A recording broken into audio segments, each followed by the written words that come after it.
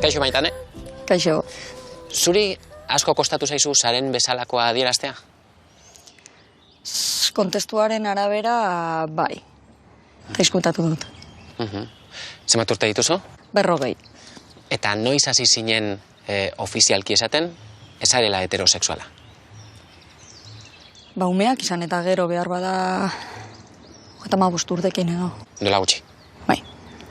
Eta ze aldatu zuen haien iritsierak, zuk esateko, armairutik aterako naiz?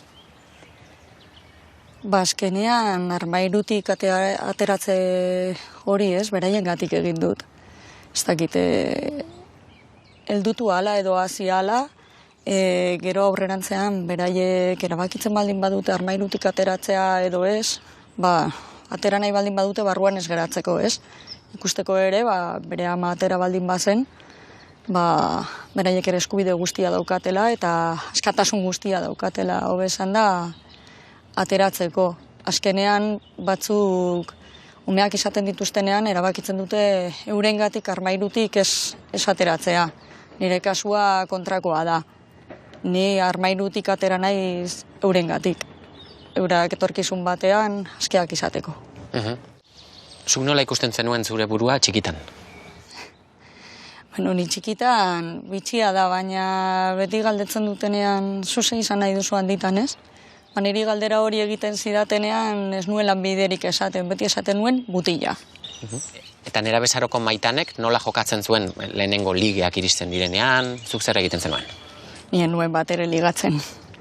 Ze azkenean ez dakit gure aisialdia edo zegoen horretara enfokatuta eta bai ala bai mutilak atsegin behar nituen eta zitzaizkidanez atsegin eta esaizkidanez atsegin, ba zuzenean enuen ligatzen, ni beste gauza batzuetara ateratzen nintzen lagunekin oso ondo pasatzera, planak egitera, gauza guztietara animatzen nintzen, baina hain justu ligatzera inoiz nintzen ateratzen, ba hori zelako aurrean nuen estenatokia eta zitzaidalako gustatzen.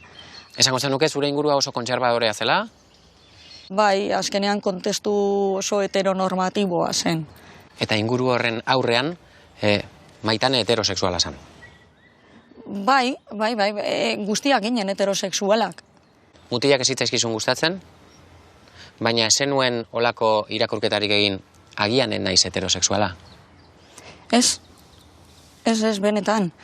Baina esan nire gustukoa zen aukeratu behar dut bai ala bai, esaten dutenean nor gustatzen zaizu, badaude egun, bagian behar bada hau, baina esan gustatzen zitzaidan zerbait, eta orduan irakurketa hori ez nuen egiten, hau gustatuko zait, jazta sartu naiz hor.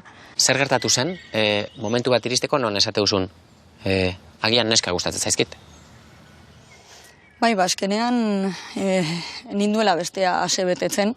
Azkenean banuela hor desira sexual bat edo harremanak izateko gogo bat, eta bai ja geroz eta argiago nuela, ez nuela gogo hori beteko inoiz mutil edo gizon batekin, eta esan nuen onarte.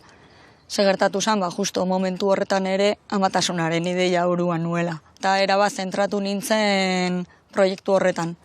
Ama izan nahi dut eta punto, eta nire gauza guztiak, zentzu horretan ez nire identitatea, alderatu nuen, baztertu nuen, hori gauzatzeko.